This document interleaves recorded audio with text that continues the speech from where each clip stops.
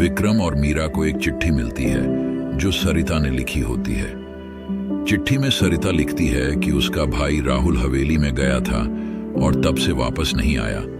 गांव वाले कहते हैं कि हवेली श्रापित है। सरिता विक्रम से मदद मांगती है क्योंकि उसने विक्रम के कई रहस्यमयी मामलों के बारे में पढ़ा था। विक्रम और मीरा गांव पहुंचते हैं और सरिता से मिलते हैं। सरिता उन्हें बताती है कि राहुल हवेली के अंदर गया था क्योंकि उसने वहां से किसी के चिल्लाने की आवाज सुनी थी। विक्रम और मीरा तय करते हैं कि वे हवेली के अंदर जाएंगे और राहुल को ढूंढने की कोशिश करेंगे। विक्रम और मीरा रात को हवेली के अंदर जाते हैं। हवेली का माहौल बहुत ही भयावह होता है। दीवारें टूटी हुई, दरवाजे खटखटाते हुए और हवाएं तेज चल रही होती हैं। अंदर जाने पर उन्हें लगता है जैसे कोई उन्हें देख रहा हो। उन्हें एक पुरानी डायरी मिलती है जिसमें लिखा होता है कि हवेली के मालिक ने अपने परिवार के साथ आत्महत्या की थी और तब से उनकी आत्मा वहां भटक रही है। विक्रम और मीरा को हवेली के अंदर अजीब फुसफुसाहट और चिल्लाने की आवाजें सुनाई देती हैं।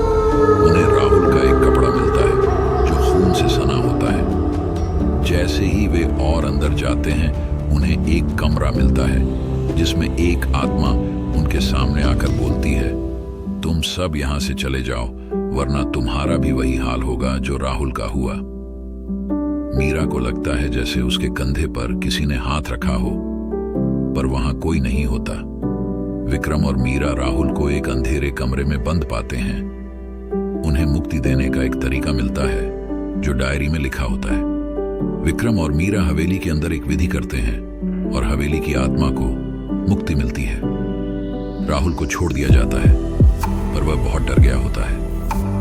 विक्रम, मीरा और राहुल हवेली से निकलते हैं। हवेली के बाहर आते ही उन्हें लगता है जैसे वहां अब सब कुछ शांत हो गया है। सरिता अपने भाई को देखकर खुशी से रो पड़ती है।